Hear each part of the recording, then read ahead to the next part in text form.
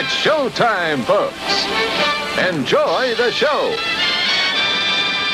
And a fine Saturday matinee to you both. Steve, Ocean, hello. Good morning. Hey, Hardy, hello.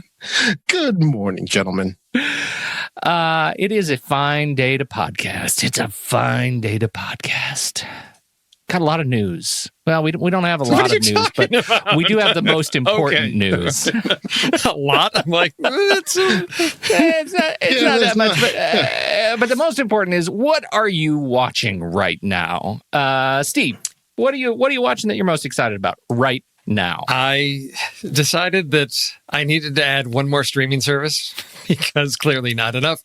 But added Showtime through the Apple Plus thing, which is the Showtime Plus, the channel, plus the CBS All Access bundle that you get for like $9.99 with through your Apple Plus. So that we've got the lower decks and all of that going on. But I'm finally getting around to Twin Peaks on Showtime. From 2017. You never did Twin Peaks? Well, yeah, in the 90s, but not the final season, the 2017 insanity of that. Yeah. So I'm getting into that and just loving it. So that's really? Oh, well, of course, it was like written as a love letter to you. Yes, I'm a huge Twin Peaks fan and just loving to see all the familiar characters come back in their quirky roles, especially David Duchovny as Denise. That was a nice little surprise. I know. What are they doing? And then I'm preparing to ramp up for the whole, Justice League thing. And because I've got the HBO Max, I have never seen the BVS Doge, whatever, expanded version with the extra whatnot, whatever they call that version. So Wait. So when you saw BVS, did you think, I need more of that? No, but I thought I haven't seen it since. I might as well see what the full package is if I'm going to go spend 4 hours with Justice League. So you're gonna do the whole thing. I haven't been as immersed in that, and I thought I'll give Zack Snyder a chance. Oh, totally. I'll totally give it. I feel like I'm softening on Zack Snyder. I love the new trailer. I love it. It was made into a Saturday Night Live opening credits crawl on Twitter. Kyle Olson just sent it to me, and it's hysterical. And musical guest, Dark Side, and it's really funny. And this was in the same breath. He actually renamed it in my head the Justice League Self-Indulgent Cut, and that's all I can think of it as now is the Snyder Self-Indulgent Cut. I'm actually really excited about it, and I find myself getting more excited about it. Is that weird? No, not at all. I think if the movie felt like it was trying to do so much that I thought, okay, expanding it to 4 hours, there's actually room for some character stuff. There's some story that can happen in between these huge sequences. And I think that's what I'm counting on. That's, when Peter Jackson did his whole extended versions of, Lord of the Rings, it was nice to see these character moments and to get to know these people more. And I think that's really what I needed out of the Justice League. So that's what fingers crossed. I strive to be as optimistic as you two gentlemen are about this. Yes. I'm going to watch it. I expect it to be crap, but I am totally going to watch it. I'm 100% in and I'm there. But the first one had the massive, to me, unforgivable sin of that the villain was not good enough to merit the entire Justice League, because the whole movie, they can't take on Steppenwolf. He is so bad. And Superman wakes up, has a sip of coffee, destroys him, and then goes back to lunch. Yeah. Right. He didn't need them at all. Right. And so I'm like, well, then this really isn't Justice League now. This is like Superman 3 or whatever number. I guess that's the thing I'm worried about, is that the Indulgent Cut is going to be a parade of just a parade of superhero faces that aren't useful. Right. Sure. To the overall story. That's the thing I guess I'm worried about. So I guess I share your concern. I'm not expecting to love it by any stretch of the imagination. I'm not a huge fan, but I so want to enjoy these characters because I think Batman can do some interesting things. I'm loving the Wonder Woman films, and I think there's such potential there that I would like to see some movement towards something that's going to endure and merit, some fandom for it, rather than just I'm a DC fan, and so I have this, I'm required to go watch these things. I don't have to, but I want to give it a chance. And I'm with you. I don't think it's going to fix it totally, but I'm hoping for something, that I can walk away with something redeeming of, they got this right this time. Okay. Yeah, I know. That might be the fair line, right? That might be. Hey, is this, as long as it's not total garbage, right? Like yes. if there's something in it that's good, that's the fair line. Exactly. Yeah, I walked away thinking, what they need to fix this is to pay Kevin Feige $100 million and get him to come write everything and fix it for him and create the universe. Because I've never understood why they didn't just copy the Marvel model.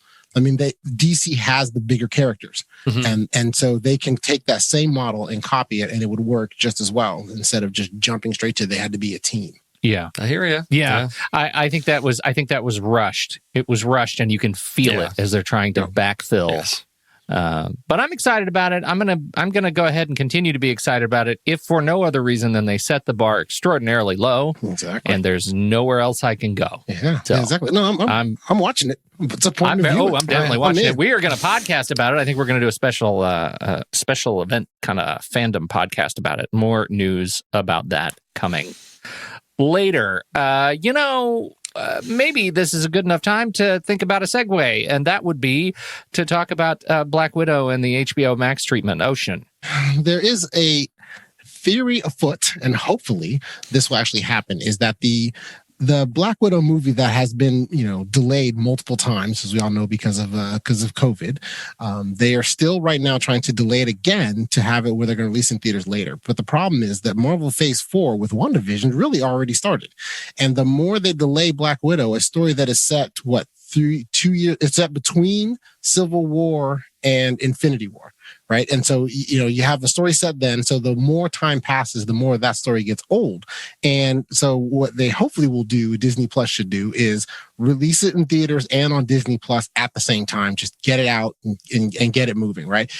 Disney Plus has a couple options. They can do the premium version that they do like with Mulan, where they charge the $15 or so for a month or so. And then after a while, it becomes free to those that are already subscribing to Disney Plus. But I think that this is really a good opportunity for them to keep that character relevant, because the more time passes, the less relevant this story becomes. It's a good story, and then they can try to recoup some of their money from it. There's, the concern, of course, is that the Marvel properties are so profitable that they may still feel that they're losing money on the transaction if they did this, that they would still make more money by waiting until whenever theater going is back to, somewhere near normal. Yeah, I think it's a huge mistake not to do that. I think it's a huge mistake to shelf this movie as long as they have. If they want to have any hope for a future of this character, they've got to keep it front of mind. And now all we think about is that movie. That and James Bond are the two movies that represent COVID cinema delays. And I think we need to be done with it. I think we need to just accept the model. Look at James Bond and having to go back and do reshoots because the technology is now so old and they need new phones, right? That is what we're facing with Black Widow, and that's fantasy technology, and it's going to start feeling dated. You know what I mean? So I think they got to get it out the door. Well, I think the thing is they have to realize they can release it in the theater next year. Fans will still show up to see it on the big screen. Yeah. I think in terms of relevance in the story of how they're fitting things together in their phase 4 and whatnot, get that out there. Get it released so that it's in canon and we have that context of everything, because they could re-release, Thor Ragnarok in theaters when they open up, and people will show up because people will want to be seeing things on the big screen. So I don't think that by releasing it on Disney Plus, even if it's just for a month and a half, HBO Max does with these theatrical releases, it's here, it's going to be available for a month or whatever, and we've got the theatrical release. They can delay the theatrical release. People they'll cash out on that no matter what. But I think the fans deserve to see it. They want to see it, and I think it's important for the relevance of the story that they're building. But what would Scorcese do? Well, he doesn't care because it's just an amusement park, right? Marvel Cinematic Universe is an amusement park. Yeah. I thought he was done, you guys. I thought he was done, but apparently he's back. Yes, he is back. Now he has moved his ire away from the Marvel Cinematic Universe, movies that are good, and decided to go against streaming services, and that he feels that by the algorithm and curation of your favorite streaming service, whatever that may be, is creating it's a detriment to movies, because now instead of them being art, they are just, and this is in quotes, content, because apparently movies before now did not contain content. They only contained art. But that is his opinion now of that. And so I think that to me, I've always found the whole thing with him disingenuous in a sense, because, he made some great movies, but, they're kind of all the same movie.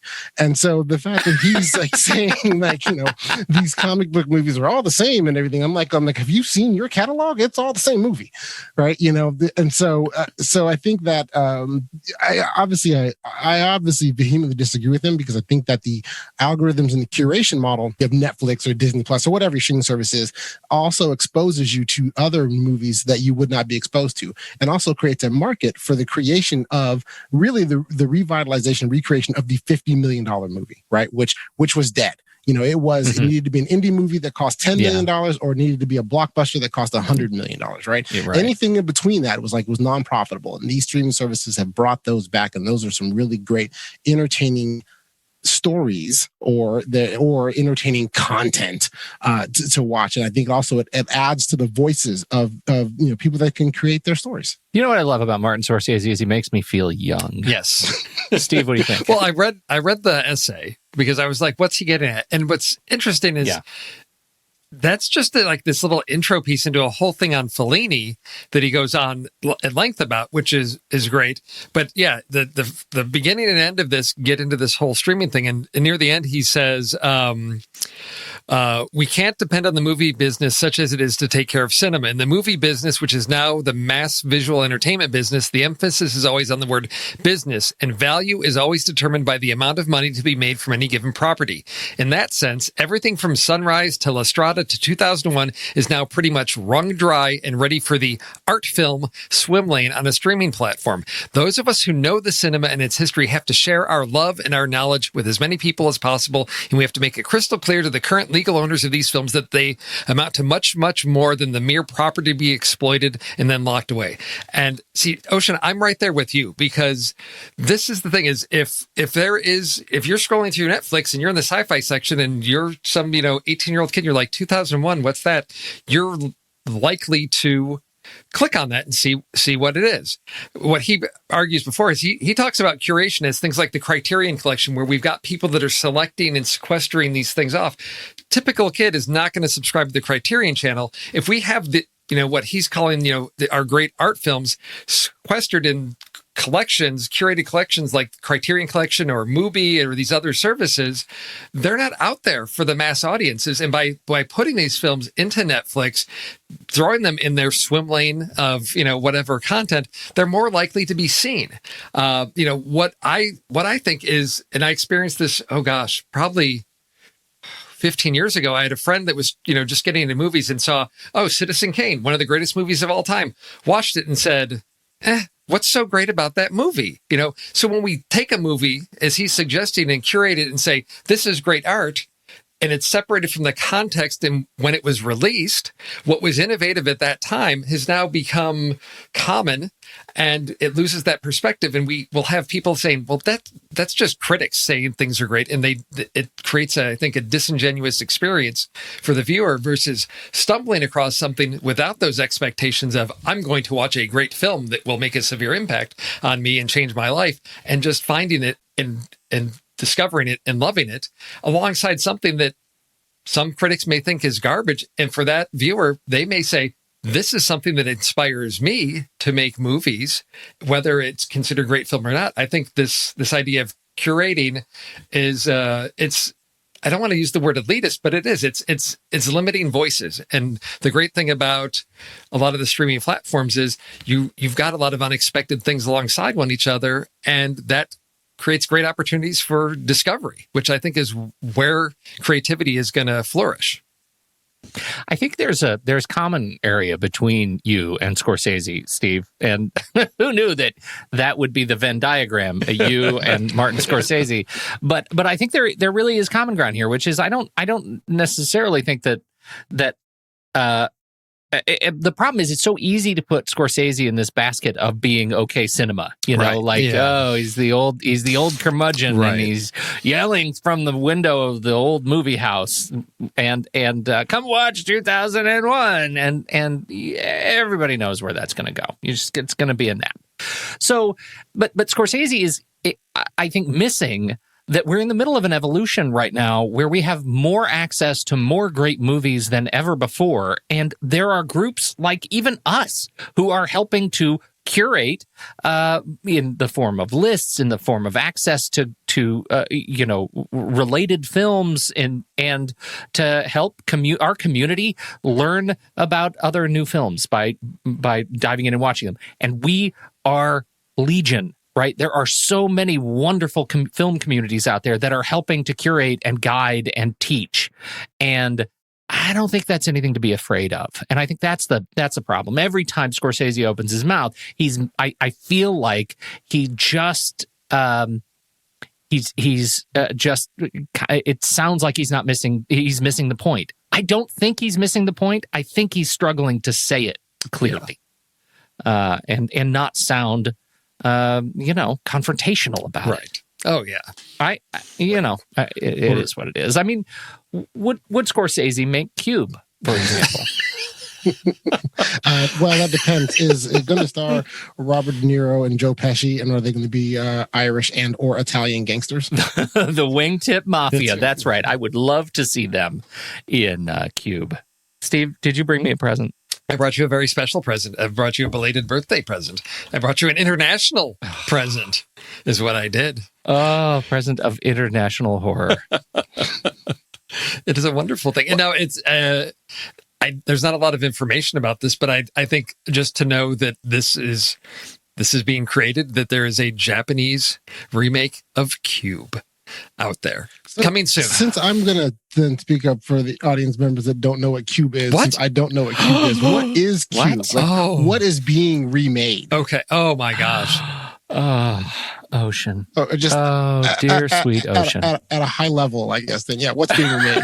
Sorry, Ocean. You poor dumb son of a bitch. Okay.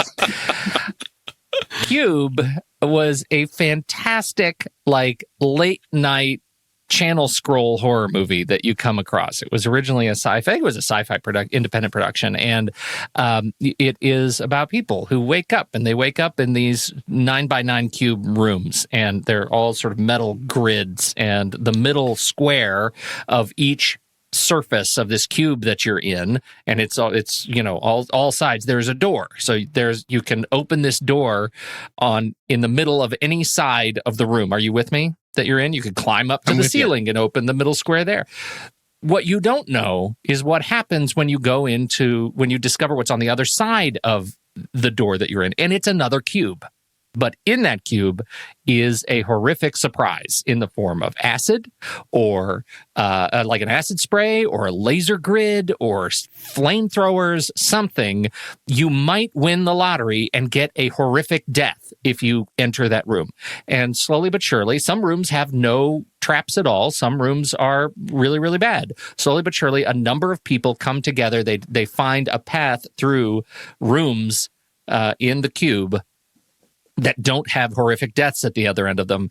And so you end up with a little team trying to figure out, how do we solve the riddle of the cube to figure out what's on the other side? It is a beautifully cerebral horror movie. Steve, did I capture it at all? Yes, you did, exactly. And it's one of these, because all the cubes look the same. It's what you love with like a small little scrappy independent film of single set. Basically, you light it differently, and you're in a different room. So it's low budget. It's a great concept, and it's going to depend on how well they execute it. And they pulled it off with this one of just, as Pete said, it's one of these late night things where you just watch this and you're sucked in because it's such a great concept, and you don't have a lot of expectations because it's it's a simple little indie small budget film, but excels at what it does. It knows what it is and it embraces it and just really does it well. They went on from Cube and they made Cube 2, Hypercube, and Cube 0, and those were not as successful in everything that Cube did well. I celebrate all of them because I love Cube so much. But anyway, that's Cube. Ocean, is it at the top of your watch list now from what we've said? Well, how about this is on the watch list?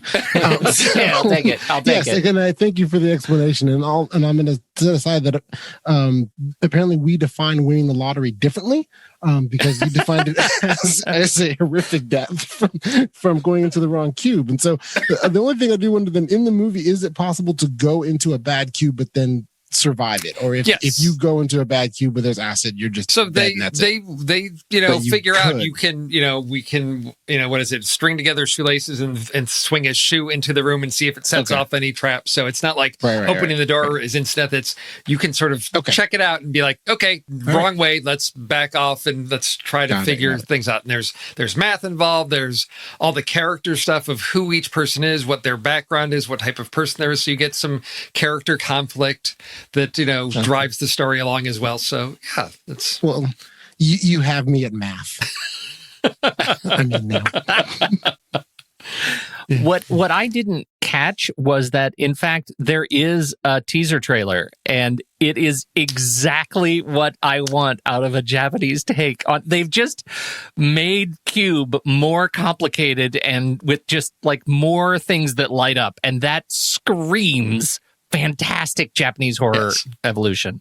I can't wait. And I love that it's Cube and it's everything I want. Come on. I'm out of words. There you go. That's all you need.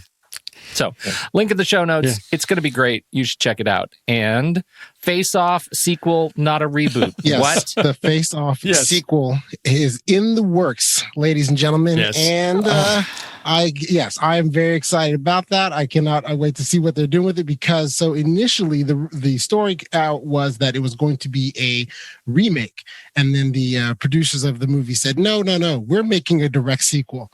So now so Face Off is a 90s action John Woo movie that John Woo directed, a movie starring Nicolas Cage and John Travolta, and it's Nicolas Cage in full Nicolas Cage. Yes. And if you haven't seen the movie, well, we're just not friends. And so, but to spoil the movie for you, though, at the end, and part of the questions about the sequel is, well, at the end, Nicolas Cage, Castor Troy, dies. So how do you do a direct sequel to this? Like, do you have it where like there's some unknown child that comes up and he's going to take the face of the other little kid that was at the end of the movie, or like what? Like, how's this all going to work? And so there's really not much of anything known about it, other than the announcement that one of the most bonkers action movies that I've ever seen is now going to get a sequel. So I am looking forward to it, and I hope it is as great as whatever the idea is that is in my head. I'm sure that it won't be exactly that, but I hope it's at the minimum. I hope it is as much fun to watch and as entertaining as the first one was. This is just a little bit of background. This is from Greg Lawrence at Collider, who writes this fantastic background. Weingart and Barrett, who are doing the thing, have a lot of genre-shifting wild ride films to their credit, including the horror social comedy You're Next and the What If John Carpenter Directed the Terminator Like a Fish Out of Water high school comedy shenanigans of The Guest. But I love the last bit. If Weingart really wants his Face Off remake to go off the chain in a way that would honor but expand upon the original, I would humbly suggest he take a cue from his Death Note Netflix adaptation. That movie is not, quote, good, but it is, quote, wild. So I think that may give us a hint of where he's going with Face Off 2. Faces Off. I don't know. I don't remember enough about Face Off to. I know it's something that we talk about around here all the time. I just need to watch it again. I don't remember enough. You do, because you have to remember that at a certain point when we have the switch, you now have Nicolas Cage doing basically, he's acting I don't know. Is he trying to be John Travolta? So he's got, absolutely they've got Nicolas Cage is doing John a John Travolta impersonation. Yes. Exactly. It's that stuff that goes bonkers in this movie. And John Travolta's doing a Nicolas Cage impersonation, and they're both great at it. Yes. Yeah. So they're both amazing. So, I mean, you have to. It's one of those movies, of course, where you got to suspend quite a bit of reality of the idea of you're going to take the face off of one person and put it on another one, but they switch bodies and switch lives. And so, and at the time, though, John Woo said that he felt that it was some of the greatest acting that he had ever seen out of Nick Cage, and specifically because he said he got to be at the same time the villain and he was the villain at first, and then he became the sad, tormented hero throughout the movie. Yes. Oh my God. So I don't know how the Oscars missed it. Well, actually, I do know because people watched Face Off. Yes. So that's how the Oscars missed it. But yeah, no, it was just a lot of fun. Another populist quip from Ocean. Exactly. Yes. Yes. Okay. I'll probably watch it. You want to do trailers? You want to hear about my trailer? Yeah, you were first, right? First, yeah, I'm excited about my trailer. So I knew. I saw this and I was like, Ocean. Yeah, absolutely, yeah. And at this point in time in the podcast, ladies and gentlemen, this is when I would normally give you a full description, detailing out the synopsis of the movie that I presented as a trailer. But in this case, the synopsis doesn't matter. It's F9. I used to live my life a quarter mile at a time. But things changed. I'm a father now. I will always be in your heart. Little Brian, I have a gift for you. Your daddy gave me this. No, I'm gonna give it to you. It's very special. It's for protection from what's coming. No matter how fast you are, I am not to be compared to you. no one outruns their past. And mine just caught up to me.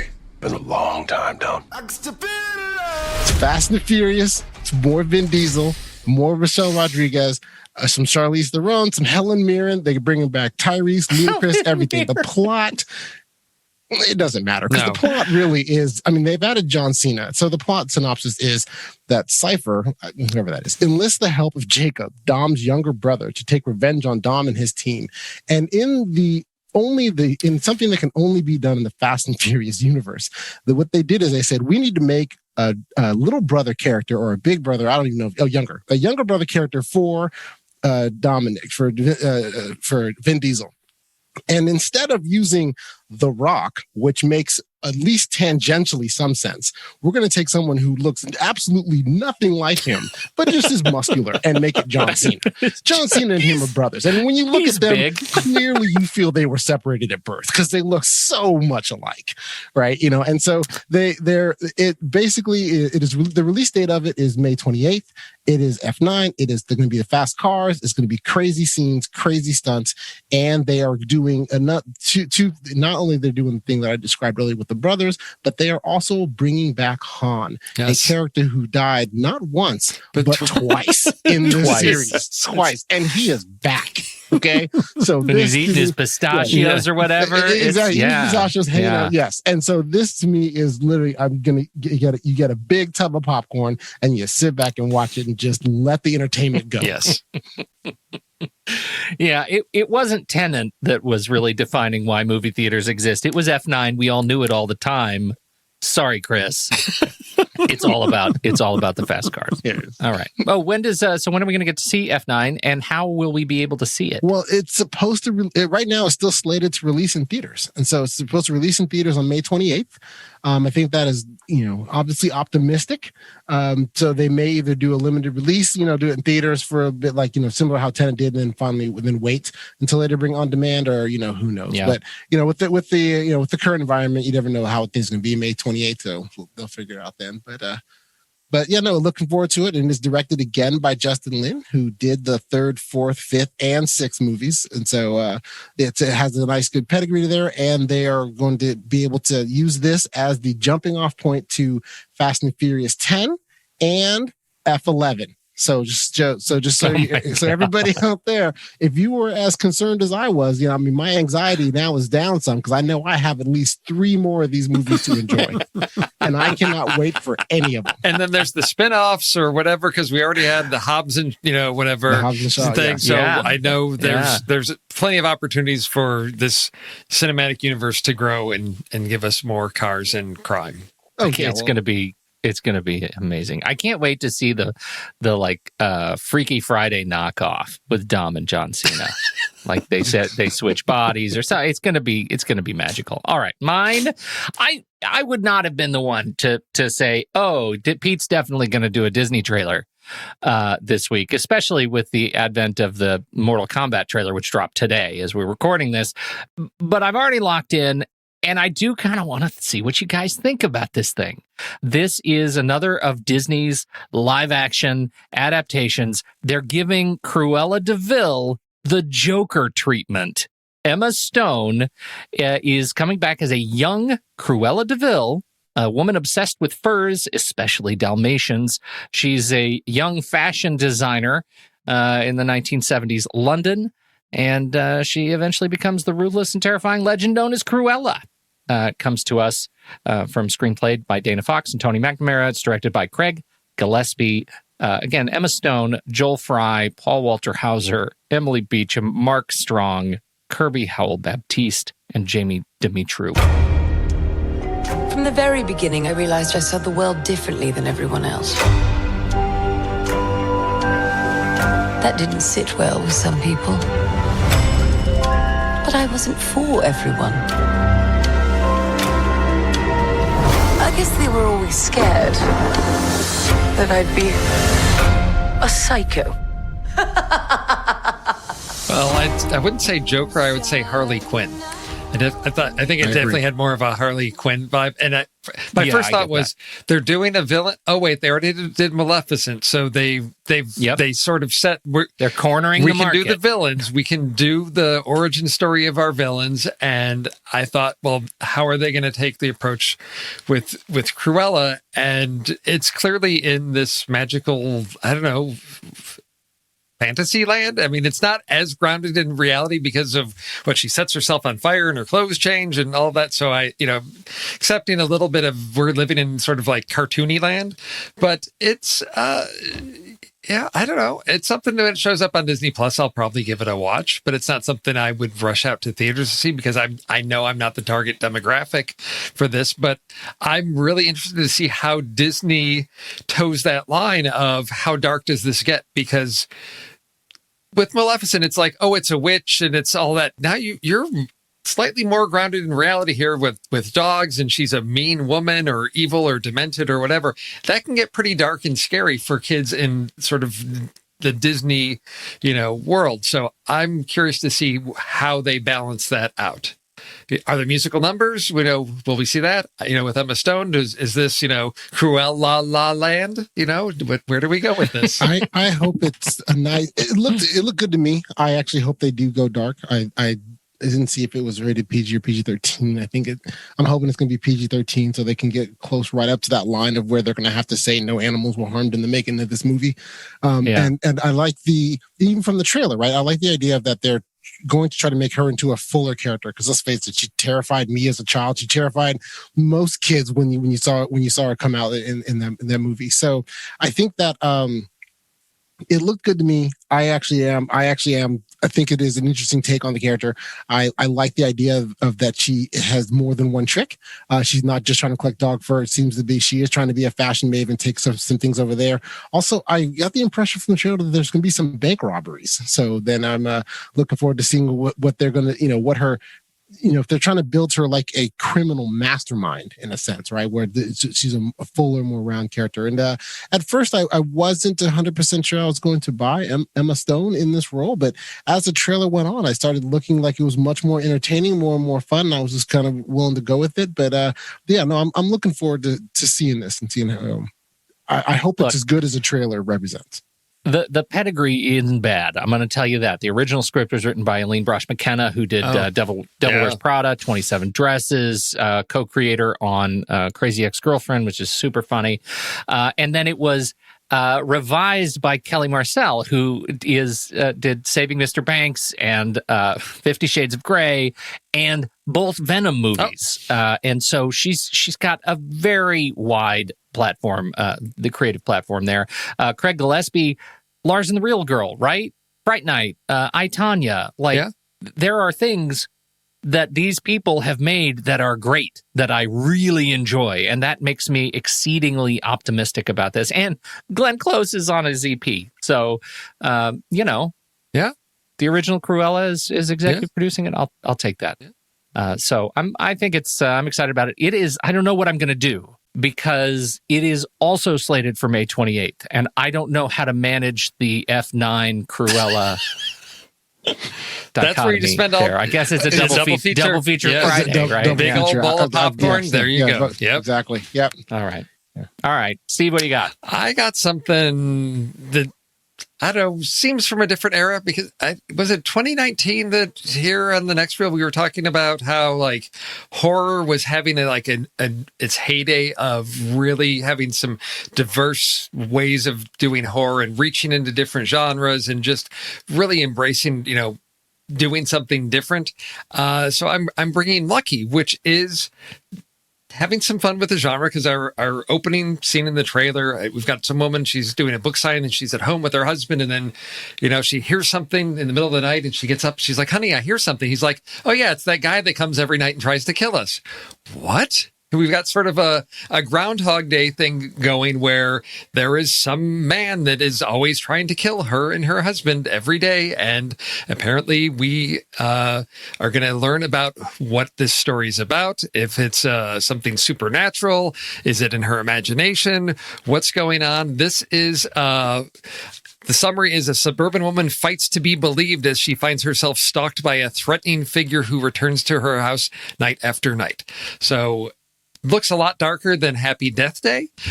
This is going to be coming exclusively to Shudder March 4th. So that is where and when you'll be able to see it. But this is written by Bria Grant, who is our main, survivor in the film here, and directed by Natasha Kermani. I'm not familiar with either of these women, but it looks like something different and innovative rather than the woman just being the helpless victim. But we look like we may be turning the tables as she continues to take out this guy night after night and trying to figure out why and what is going on. Ted, I saw someone outside. Honey, that's the man who comes every night and tries to kill us. We're just gonna leave him? Oh, I'm sure he's already gone.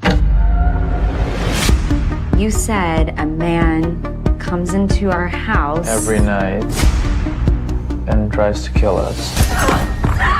Hey, pull it together. What? I freaking loved this movie. I loved this trailer. I loved it so much. Ocean?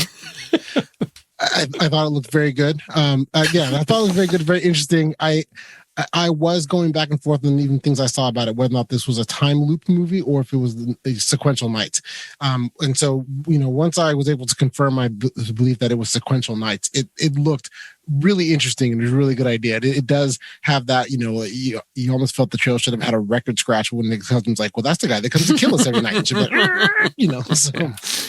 and so, yeah, it does look good. And also I too like that how, even when she tries to talk to people outside of the circle of she and her husband, no one even believes that this is happening. And so then they have the various scenes of where she's in, either disheveled or with blood or things like that. And, so trying to explain things away. So no, it looks very interesting. Looks really good. I do look forward to watching this. Well, you'll have to get Shudder to be able to watch it. Get your Shudder subscription. I look forward to it.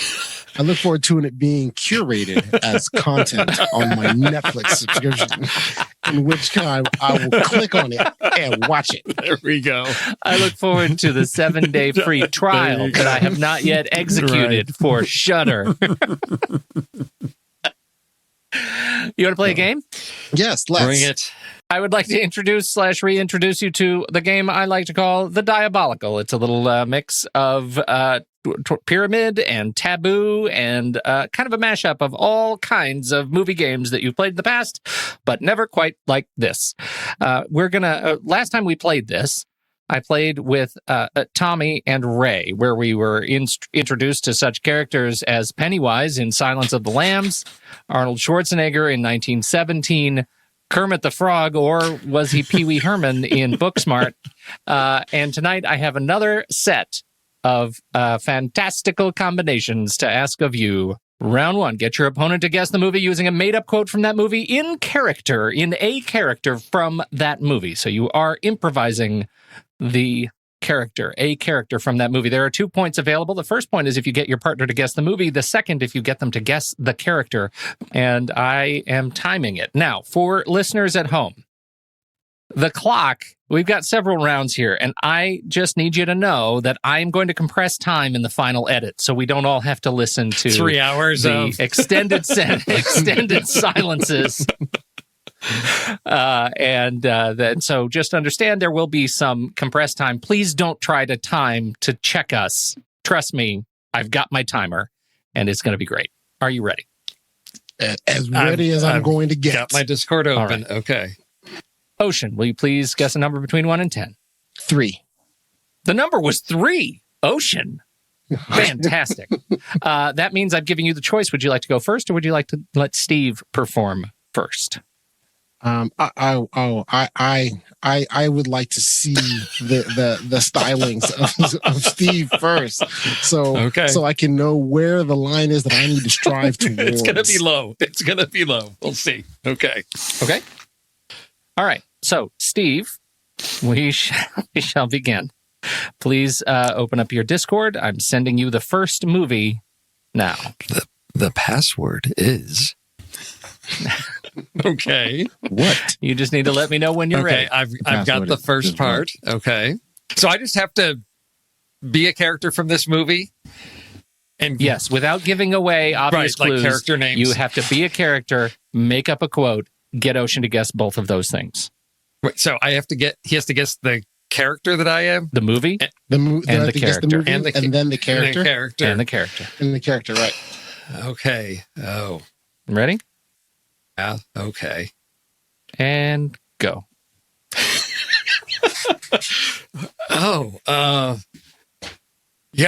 Like I like to surf, but I'm also a cop and I'm chasing these guys that are robbing banks.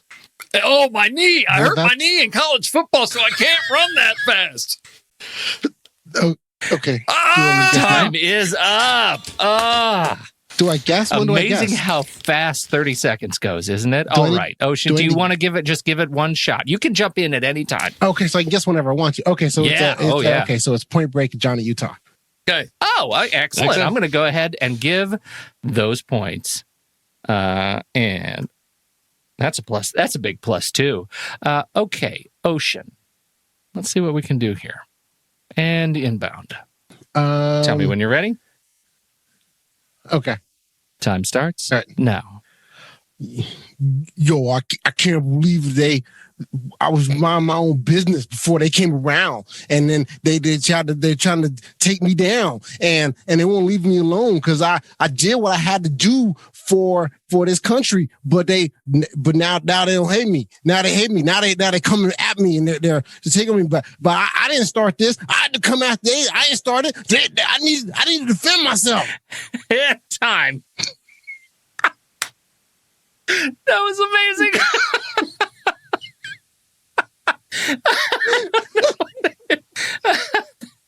That could have honestly, not until I heard you do it did I realize that could be any one of these of his movies. Is the character John Rambo? Yes. Okay. So now which movie is it? I haven't seen any of them. I saw First. I've seen First Blood, but that's it. So I don't know which one because there's 8 of them. Wait, which one is it? Is it Rambo? Is it? Just stop talking. Stop talking right there. You said it. It's fine. You did it. Yeah. You got it right in your rant. Oh, outstanding. Okay, so that's just a little warm-up round. It's just to let you know. Now we move into the round I've been waiting for since earlier this afternoon. That is round 2. You need to get your opponent to guess the movie using a made-up quote from that movie. But this time, you're doing so as a character impression from a different movie. Right. Yes. All right. In this case, I will be sending each of you an instruction, and the instruction will say something like, get Steve to say Midsummer in the voice of Jimmy Stewart in It's a Wonderful Life. One of my very favorites from last time around. This time, I have a whole new set of fantastic combinations. I can't wait to see what you make of them. All right. It was a tie last time. Steve, guess a number? 7. Number was 6. You get to choose. Do you want to go first, or do you want to? Let's see what Ocean can bring to this one this time. Okay. So I'm supposed to do a fake quote for the movie you send, but as a character in a different movie. Yes. That's right. Correct? Mm-hmm. Okay. Yes. Got it. This is going to be amazing. Oh. Okay, and I'm still doing a fake quote from that movie, right? Yeah, from the first movie. Okay. Get Steve to say blank. That's the movie. Got it. But I need to use this other voice. Yes. Okay. As if the other guy was in that movie. This might be one way to think about it. All right. All right. All right. Let me know when you're ready to go. Okay, I think I'm ready. All right. Go. When I'm sleeping, I'm able to still perceive everything, and even if you kick a chair from underneath me, I would still know what is going on. I would still be sleeping and keeping the mission going, making sure we succeed and get to our objective and find what's happening. And I will know when I wake up on my own. I kind of want him to just keep going. Okay. So the movie's Inception? Okay. That was not even the part that I thought you were going to get. Okay. Oh, my goodness. Yes. Outstanding. That's the part that I was like, okay, I'm hearing what he's saying. The character, I have no idea. I don't. I'm horrible with things like that. I don't. I just want you to know, Ocean, that I thought it was brilliant. Sure, you know what it is. I'm gonna hear it go. It was honestly, it's just because we're no. We were on the same wavelength. Like, what was? Can you want to do the original quote? The original quote from that I was doing the version off of. Okay, yeah. Nothing would be over my head. Nothing get over my head. I would catch it. Okay, Drax. Okay, yes. He would kick a chair out from under me while I'm sleeping. Okay, so excellent. Good. All right, so there's a +1 for the first one. Steve. Oh, boy. Here we go. Presented without commentary.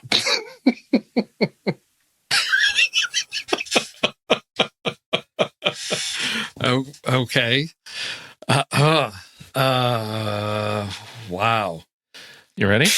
Ready as I'm gonna be. And time starts now. Okay, I'm talking to you, farmer, in your farm here, and I see you've got these Jews running across. Christoph Waltz. You got these. Oh. Inglorious Bastards.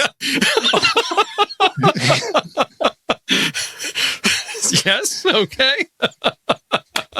Was that right? Yes. And you got that part. Oh my God. All right.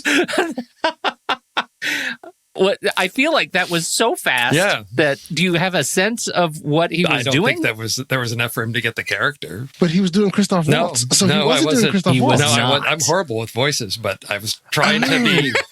I was trying to have a deeper, bushier voice to say, and I go mining under the field there, and I drink their oil. Right. There you go. That's the one. Okay. It's a bingo. Okay, so then in that case, it's Inglorious Bastards and Daniel Day-Lewis. Yes. So that from There Will Be Blood. Yes.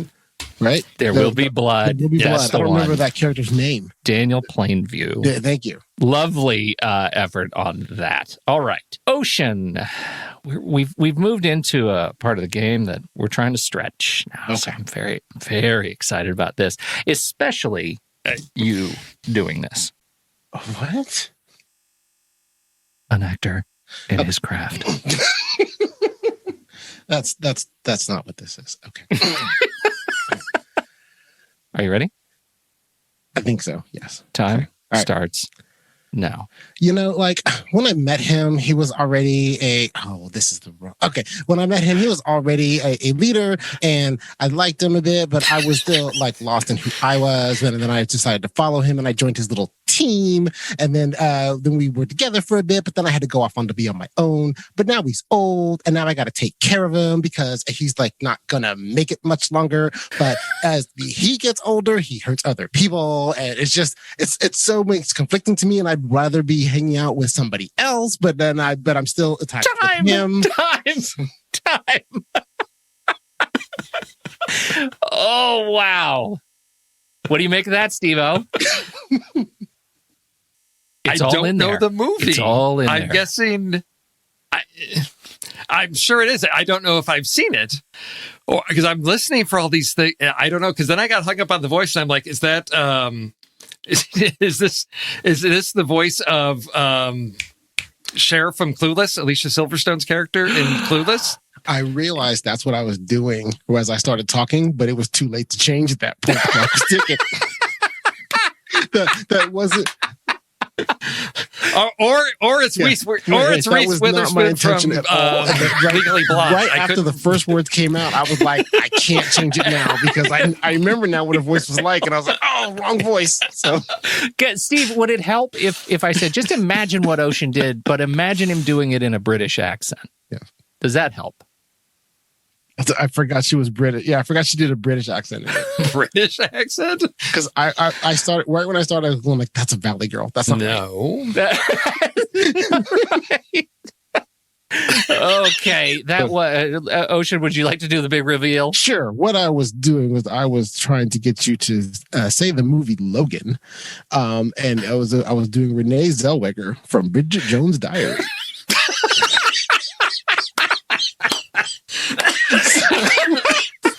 Wow. Okay. Yeah. So. Oh, it's too good. Wait, okay. So Logan. Wait.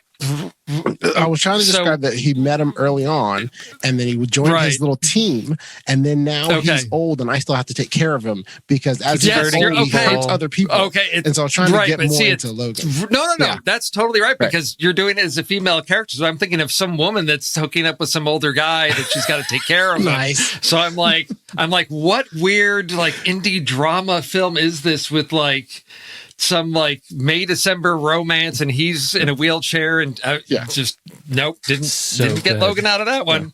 Yeah. Okay. All right. Steve, your stretch. Are you ready? No, but bring it. Limber up, my friend. Okay. Oh, okay. You're just making with the accents, aren't you, today, sir? That's why we do this game. That's why I don't do this well. Do the game. I don't. Yeah, I didn't realize my actor was British. Or the character. I thought she was from the Valley. She's from the Valley. Okay, here we go. Are you ready? Time starts. Just remember, you don't have to get all the points. But if you can land on some of the points, if you can get any of the points, are fine. The strategy is any points are good points. Are you ready? Perfect is the enemy of good, as they say. No, I know that in business. Time. And poor is what makes good look like it's great. So here we go. See, yeah, you know all of them. Here we go. Time starts now. Right. So what we're going to do is I got this guy and he's in chains and, Barney Rubble were in trouble with trying to get him out of slavery on the plantation. And he's going to go in. 12 years a slave? What? Django Unchained? No. 12 years a slave? Okay. Yes. Yes, 12 years a slave? It's Django Unchained. Django Unchained. Okay. So Django Unchained and the voice is it's Ocean's 11. It's what was his name? Basher? Basher from Ocean's 11. Wow. Asher Tar. Yes, Bachelor. Ocean. Wow. Nice work. No, it was Steve who had It's the all in the right performance. accent. Yeah, so let's talk about everybody that made fun of Don Cheadle's his accent in Ocean's 11. Yeah, that's so right. I thought, you're giving me that to go, okay, there we go. What do you think? Do you have one more in you, each of you? Yeah, absolutely. Let's do it. All right. I have to Let's do try one to more. redeem myself from putting my last character in the valley. All right, Ocean. Okay. Ocean, I'll tell you, I don't know what I would have done with the character Bridget Jones either. So, hats off. You gave it an effort. I don't know what I would have done. Okay, so the first movie I've not seen. I just have a rough idea of what it's about. That's all you need about it. Okay. That's all you need. Okay. We'll just go with this because I only know one thing about this. So should I? Do you want to change what the? Because I only know one thing about the movie. Okay. I do not want to change it. Okay. All right. I wanted to give you an option. Okay. No, I feel very good about this. Okay. Here we go. Time starts now. Well, and at first, I was just treating them for whatever was wrong with them, but then it turned out they were not. Turned out to see with the fish, and I was just so attracted to the fish that I had to be with the fish, which is different than who I'm normally with. But this one was with the fish. Okay, this is not Bill Cosby trying to get me to talk about The Shape of Water, is it?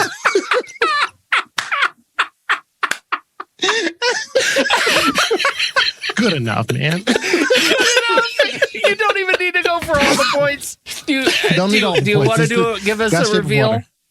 Shape of Water. So that was Shape of Water, and I was doing Margot Robbie as Harley Quinn in Suicide Squad. Okay. Take what you can get. Yes. Okay, you're just mining. You're just mining. So, yeah. Okay. I'm very bad with accents. This one goes to Steve. I'm a little concerned about where this one could go. Okay. Fortunately, you're lucky that second one I just saw bits and pieces of recently, so I can think this character's voice. Yeah, no, I imagine you can really get in this character's head.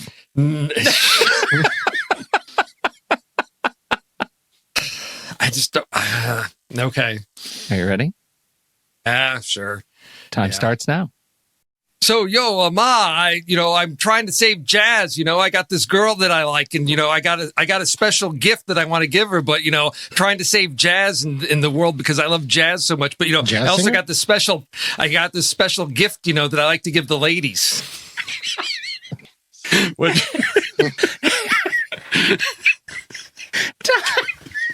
Okay. I got a special gift I like to give the ladies. Okay. Oh, dear. I apologize. Wow. I didn't give you a lot to go on. Okay, so all right. So the one my guess in the middle, I'm assuming was wrong. What did you guess? I didn't. Oh, you didn't hear what I said, Steve? No, I didn't hear what you said. Because Pete's supposed to be judging. So okay, so I didn't hear it. What did you say? Okay. Well, I said the jazz singer when he was doing it. Oh, it was not the jazz singer. It was not the jazz singer. Okay, so then if he is doing that, then I'm gonna go with the only thing I can think of. I'm gonna go with Soul as the movie, and that he is John Travolta from Saturday Night Live. Fascinating poll. No, do you know what? He could have been doing that. He wasn't. I could have. But he totally could have. Steve, what were you doing? I was trying to get you to say La La Land, where Ryan Gosling is out to save Jazz, but I was using the voice of Dirk Diggler from Boogie Nights.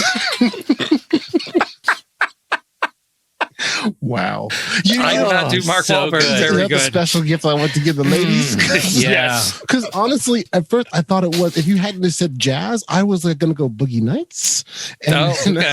Yeah. Okay. Yeah. There we go. Okay. That was the awesome. Diabolical. Thank you for putting it all out there, craftsman. You did great. That was my favorite part of the day. Let's do the list. Yes, let's. The list is coming off of what are we even talking about with the list? I'm too distracted by Dirk Diggler. We're coming off of last week's Small Friend introductions. This week, Living Spaces with Killer Views. That is coming off of Year of the Dragon in our Oliver Stone origin story series. And there is, in fact, a magnificent apartment in this movie. I wish the rest of the movie lived up to this apartment because it's fantastic. And it's one of those apartments with an elevator that just opens right in it. And I've wanted one of those since I was a child. So, well, okay. We have a set of Living Spaces with Killer Views. I believe, Ocean, it is you to start. Right now, I'm really wishing I'd have seen that movie. Me too. Are we going to pivot? It's okay. Because you interpret the phrase as you wish. Right. I struggled with this a lot. And so, and through conversations with my wife, one of the first things she said was, hey, maybe it's about with the living spaces where it just has a really nice view. Right. And I was like, well, there's no way it's that. Okay, that's just ridiculous. Okay, that's just too straight on the nose. I go, you don't understand how these things work. They're always like there's some hidden meaning and a double entendre and a whole other stuff like that and everything. So now that you've described the movie that I really wish I'd have seen, I went other ways because I wasn't can't sure wait to hear how this goes. I wasn't sure how to interpret this. So, look at it this way, Ocean. No one's going to steal anything from you. You can run the table. I think I'm good with this here. So I had multiple different ways. And so I'll just tell you each way I was viewing this, and then I will describe what happened. Okay. So one of the first interpretations I had was it is a living space where the victim is viewing their killer. Ocean. So what I did is, that is the theme that I went with. And this is what I will then describe. When you are in a war that is taking place in a city, you can end up in a house. And in the middle of the big battle, you get into a hand-to-hand fight with a member of the enemy. It is pretty even most of the way, and then you bring out your knife to finish him off. But unfortunately, the tables have now been turned, and he now has your knife and is on top of you and starting to push it towards your chest.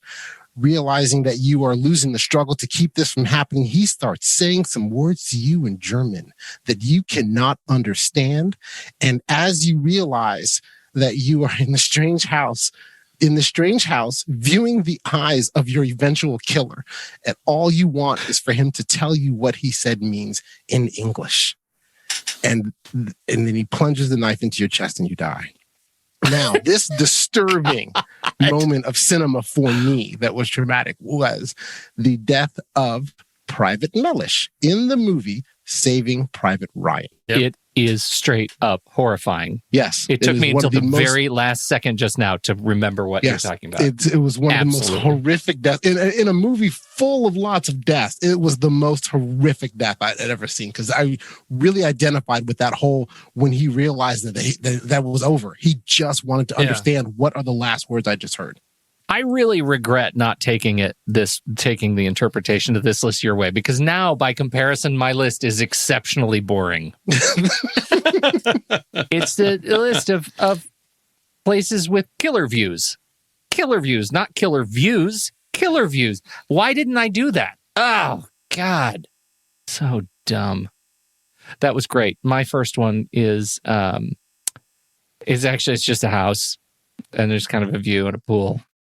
I guess the way I was looking at it was that I wanted to make sure that I picked places that exist, that are not actual, that you can actually go see. Is it go to? Right. Yeah. Right. In fact, this one, not only can you go to it, you can buy it. It's up for sale. And it is called the Skyline Residence. It's Jacob's house from Crazy Stupid Love, which is extraordinary. It is a beautiful place in Los Angeles. It's got some incredible light work. It's got a giant, thing on the side of it that is meant to show movies on it, like a giant side of the house that you could show movies on it. It's 9.995 million, 6 bedroom, 7 bath. It is available now at 8520 Skyline Drive in LA. Okay. I highly recommend you go see this house if you can. You can pick one up. I highly If you have the recommend it. means, If you it is have so the means. choice. So choice. Thanks for getting me there, Steve. What do you got? You got. What do I got? Yeah. So I got a mess. Because I didn't know. So I did what Ocean did, and I was like, I can interpret this in a variety of ways. But Pete, I wanted to start with, I thought what I assumed was probably the heart of it, which was like a killer view, like a view that is famous, something that people would be like, yes, I recognize this. Okay, so that's like a totally different interpretation. Right? It's like, so here's this, where's a film that's got like an iconic view from a scene in the movie? And so the first thing that came to mind, because I think I've been there. It was a long, long time ago, but there's this really famous, like really steep, tall staircase. And it's iconic because in the movie The Exorcist, the priest sort of stands there and you've got that shot, but it's also the scene of going Ocean's route as well, because at the end, when the priest jumps out the window and dies, it's a killer view because he gets killed there. So I'm going with The Exorcist, trying to combine iconic views with killing and views. Okay. I'm feeling better about my next pick. Go ahead. That was really good. Ocean, what do you got? Again, apparently I was really morbid about this. So I will save, and now recognizing that I don't think anybody else went the weird twisted way I did, and I'm gonna save my second choice for later. So one of the other interpretations I had was combining not only the where you are the victim is viewing their killer, but viewing their killer in a, I guess, really with an amazing view. I kind of just doubled up on view. So imagine you have a child, and you raise this child from a very young age as your own child. But this child is not biologically yours. And over time, the child starts to exhibit tendencies and behaviors that you don't understand, but know that it must come from their biological lineage. And this child you found in a spaceship as a baby. And so now this child is exhibiting special characteristics and abilities and harming several people. And you want to help this child recover from this and come back to normal and love this child because you are this child's only mother that they've ever known. And then you and the child go out to the barn of your house, look around and embrace. And lo and behold, during this embrace, your child demonstrates that they have the ability to fly. And they take you through the roof of the barn all the way up into the sky, and you're looking around, and it is just a magnificent view. And then your child drops you. It is a little touch on the nose for your other show. Yes, this is self-promotion. Brightburn. Yes, this is our product tie-in segment. It is. Yeah. So, which, if you would like to hear more about this story, please tune in and subscribe to Silver Linings Podcast, where we will discuss this in depth. That you will know all of the steps of how we got to this point. Absolutely expert segue, Ocean. All right. My second one, I'm going to save my last one, which is, I think fits your thing. I'm going to go with maudlin romance drama because the house is so cool. This is I don't know. It's a Nicholas Sparks thing. If I say Nicholas Sparks, are either one of you fans enough of Nicholas Sparks to know what I'm talking about? Haven't seen Wasn't any that the of them. Notebook? I didn't think it's not that. I'm not talking about the Notebook. I'm talking about the 2008 movie Richard Gere and Diane Lane, based on the novel Nights in Rodanthe. There is a place on Hatteras Island in Rodanthe. It's Outer Banks of North Carolina, and it's called the Inn at Rodanthe.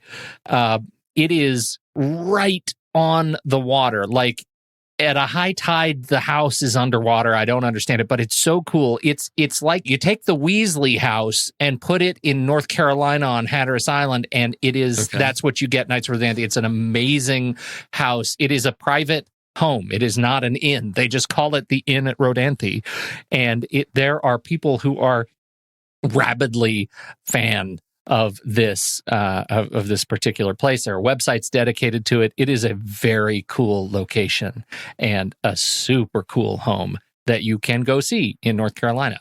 There you go. Now mine's out of the way. Okay.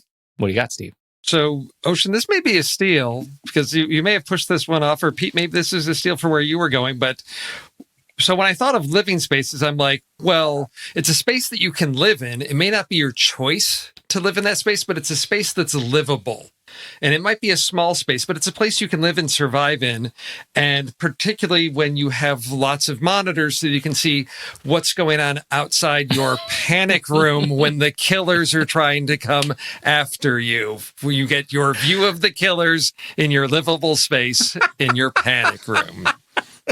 You guys are so much better at this than I am. That was so good. That was great.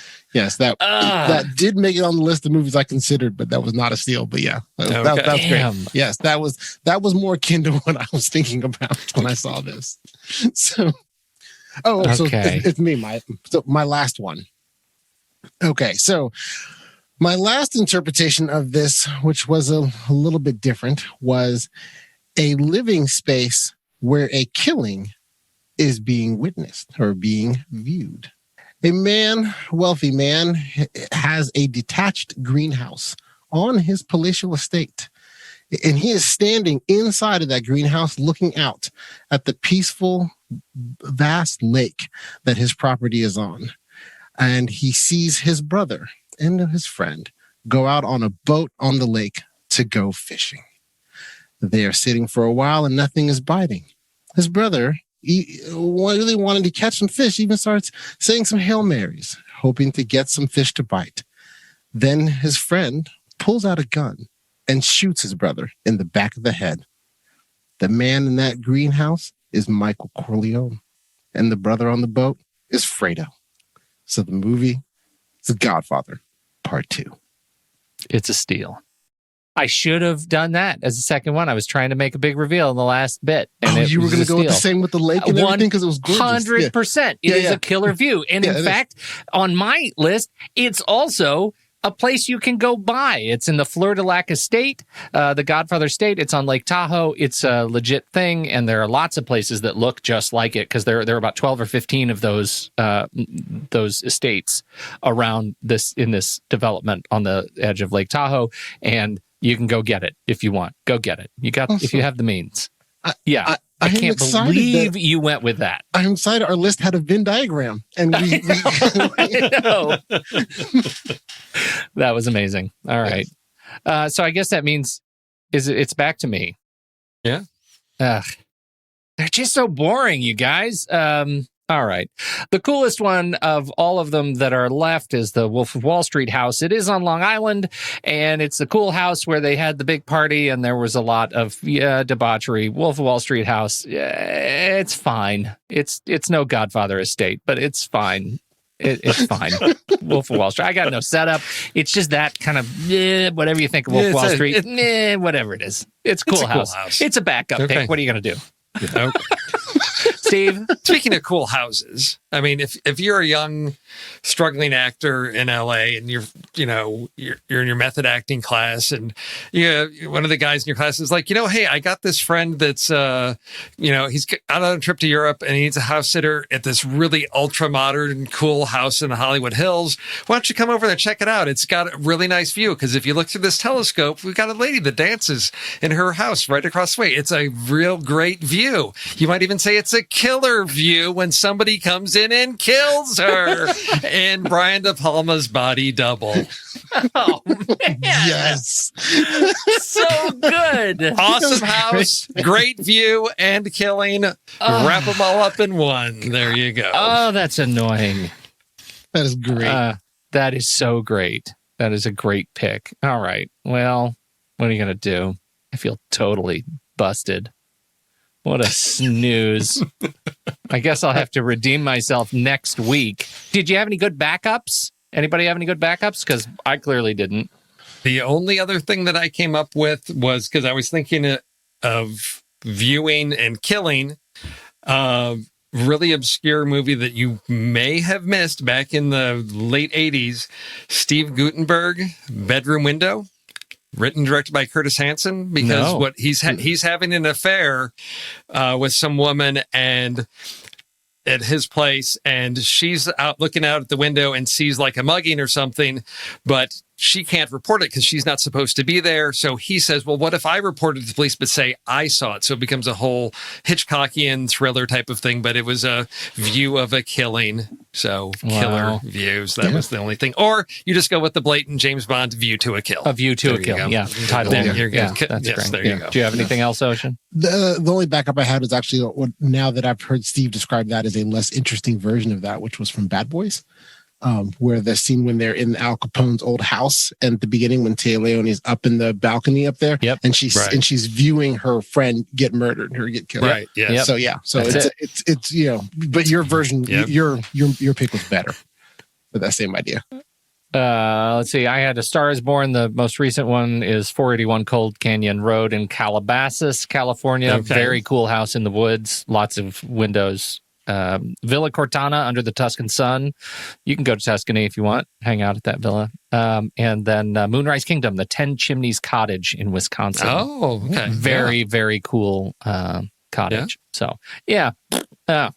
No. Somebody's been watching too much HGTV there, Pete. Exactly. That's right. What you've been doing. That's exactly right. Top 10 homes in movies. 100%. Here we go. That's what happened to me. Oh, terrible. My whole evening is full of regret. Okay. Next week, we do have Salvador, continuing in our exploration of the Oliver Stone origin story. This is Salvador. And have you guys seen Salvador? I saw the trailer and then I watched a few minutes of it. So, and then I ringing endorsements. And what did you think of that? Well, I saw the trailer, and so I honestly stopped watching because I was like, oh wait, I was up too late and I need to go to bed. But I saw the trailer because I wanted to have an idea kind of what the movie was about when I saw it, so I could pick something more intelligently. So I can pick a theme from the trailer. It's good. It's going to be good. Well, that might be all you need. Let me just tell you things you need to know about this. James Woods plays a burnt out photojournalist, and he's a war zone photographer. And so he's traveled all over the world. This is a true story. It's about Richard Boyle, who and he goes to El Salvador, and he ends up like being right in the middle of things when they just blew up in 1980, and it was a serious thing. It is a movie where James Woods is labeled out loud a progressive, and that's funny. That is a laugh out loud funny line in this movie. And so that's it. It was written and directed by Oliver Stone. Also stars James Belushi as the crazy sidekick. And they literally drive to El Salvador, and James Belushi finds a life there. Let's see. It's a movie where James Woods spends much of the movie asking other people for money. He needs $50 or $100, so just give me $2,000 and a press pass. I mean, it's that kind of a movie. It's definitely a journalist movie, like a journalism movie. I was going to say, makes sense to do journalism, photojournalism, because that gives you a broad enough, selection. How would you say that? Movies about photojournalists? I'd say keep it broad to photojournalists. Yeah. Is that even too? Yeah, because we don't want journalism. Then you get into just like beat reporters on the street for a newspaper. This is different. So we'll see if there's anything there. Does he end up marrying the woman in the trailer? Oh, it's heartbreaking. Well, Ocean, let me tell you, in the IMDb plot keywords, we get such great things as panties around ankles, blouse ripping. So maybe that tells you where things are going. IMDb is just stupid broken. No, it's a sexual assault. Yeah, no, it's also very much an immigration movie. It's a movie that deals with the hard issues of immigration, particularly in a real face slapper at the end. And so I will say, no, Richard Boyle does not marry. So they don't. There's no happily ever after there. What about it is? So it's definitely immigration. It's a border crossing movie. Like there is intensity about crossing the border. That I think that might be a theme to explore. Is this because is this? I'm trying to remember.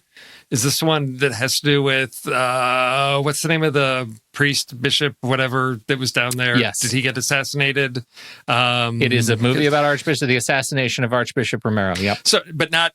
I mean, is that more like political revolutionary type thing? Because I don't want to get into like assassinations of priests because that's not. There's not a whole lot. No, there, but I do think political revolutions are that's viable.